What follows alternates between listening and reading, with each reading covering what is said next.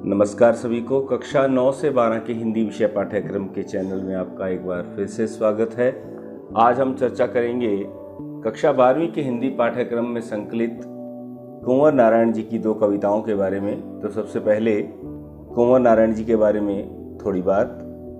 इनका जन्म 19 सितंबर 1927 को उत्तर प्रदेश में हुआ और प्रमुख रचनाएं रही चक्रव्यूह, परिवेश, हम तुम, अपने सामने कोई दूसरा नहीं, इन दिनों, आत्मजयी, आकारों के आसपास, आज और आज से पहले, मेरे साक्षात्कार। साहित्य अकादमी पुरस्कार, कुमारण आशान पुरस्कार, व्यास सम्मान, प्रेमचंद पुरस्कार और लोहिया सम्मान से ज्ञानपीठ पुरस्कार से इनको सम्मानित किया जा चुका है।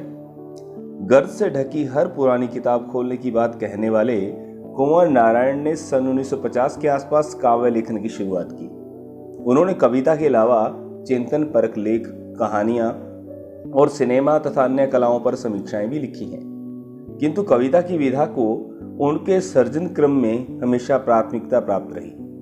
नई लेने लगी तब कुंवर नारायण ने आत्मजयी जैसी प्रबंध काव्य रचकर भरपूर प्रतिष्ठा। व्यर्थ का उलझाव, अखबारी सतहीपन और वैचारिक धुंध की बजाय संयम, परिष्कार और साफ सुथरापन है। भाषा और विषय की विविधता उनकी कविताओं, सीधी घोषणाएं और फैसले उनकी कविताओं में नहीं मिलते, क्योंकि जीवन को मुकम्मल तौर पर समझने वाला एक खुलापन उनके कवि स्वभाव की मूल विशेषता है। कुंवर जी पूरी तरह नागर संवेदना के कवि हैं। विवरण उनके यहाँ नहीं के बराबर है। बार में कहें तो उनकी तटस्थ वीतराग दृष्टि, नोच खसोट, हिंसा प्रतिहिंसा से सहमे हुए संवेदनशील मन के आलोड़नों के रूप में पढ़ी जा सकती है। यहाँ पर कुंवर नारायण जी की दो कविताएं शामिल की गई हैं। पहली कविता है कविता के बहाने, जो इन दिनों काव्य संग्रह में से ली गई है और आज का समय कविता के वजूद को लेकर आशंकित है। शक है कि यांत्रिकता के दबाव से कविता का अस्तित्व नहीं रहेगा। ऐसे में यह कविता की अपार संभावनाओं को टटोलने का एक अवसर देती है। कविता के बहाने यह एक यात्रा है जो चिड़िया, फूल से लेकर बच्चों तक की है। एक और प्रकृति की और दूसरी ओर भविष्य की ओर कदम बढ़ाता बच्चा। कहने की आवश्यकता नहीं है कि चिड़िया की उड़ान की सीमा है, फूल के खिलने के साथ उसकी परिणति निश्चित है, लेकिन बच्चे के सपने असीम होते हैं। बच्चों के खेल में किसी प्रकार की सीमा का कोई स्थान नहीं होता। कविता भी शब्दों का खेल है और शब्दों के इस खेल में जड़, चेतन, अतीत, वर्तमान और भविष्य सभी उपकरण मात्र हैं। इसलिए जहाँ कहीं रचनात्मक ऊर्जा होगी, वहाँ सीमाओं के बंधन खुद ब खुद टूटते जाते हैं। जो चाहे घर की सीमा हो, भाषा की सीमा हो या फिर समय ही की क्यों ना हो। तभी तो कभी भी अपनी बात कहने में किसी भी तरह की सीमा के बंधन में नहीं फंसते हैं। वे बच्चों की तरह सभी को साथ लेकर चलते हैं। वे सारे संसार को अपना मानते हैं, सबको आत्मीय मानते हैं। कविता कवि की लेखनी से युगों युगों तक विकास पाती है। अपनी जीवंतता के कारण कविता पाठकों के विचारों को महकाती रहती है। अतः कविता बिना मुरझाए युगों तक खिली और महकती हुई है। प्रस्तुत है कविता। कविता एक उड़ान है चिड़िया के बहाने। कविता की उड़ान भला चिड़िया क्या जाने। बाहर भीतर, इस घर उस घर, कविता के पंख लगा उड़ने के माने, चिड़िया क्या जाने। कवि कहते हैं कि कविता कवि की कल्पना की उड़ान की तरह है। जिस तरह चिड़िया की उड़ान है, लेकिन चिड़िया की उड़ान की एक सीमा है।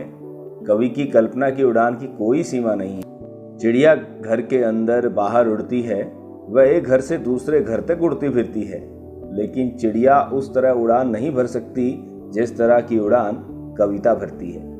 कविता के पंख लगा उड़ान के माने, चिड़िया क्या जानती है। कविता की उड़ान चिड़िया की उड़ान से कहीं बढ़कर है। कविता एक खिलना है फूलों के बहाने। कविता का खिलना भला फूल क्या जाने।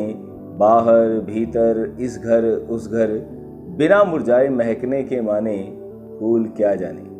कवि की कल्पना फूलों की तरह खिलती है, लेकिन फूलों के खिलने की एक सीमा तो है ही। अतः फूल क्या जाने।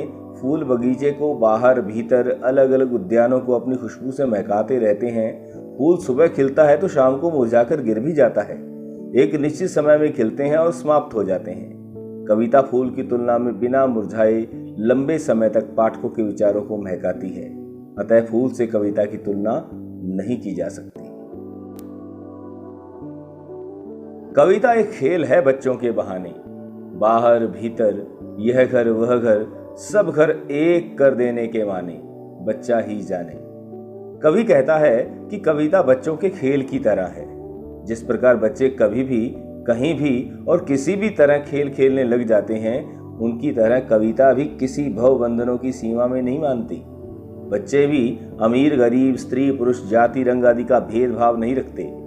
अतः कवि भी अपनी बातों को कहने में किसी तरह की सीमा के बंधन में नहीं फंसते हैं। वे बच्चों की तरह सभी को साथ लेकर चलते हैं। वे सारे संसार को अपना मानते हैं, सबके साथ आत्मीयता का संबंध रखते हैं। धन्यवाद।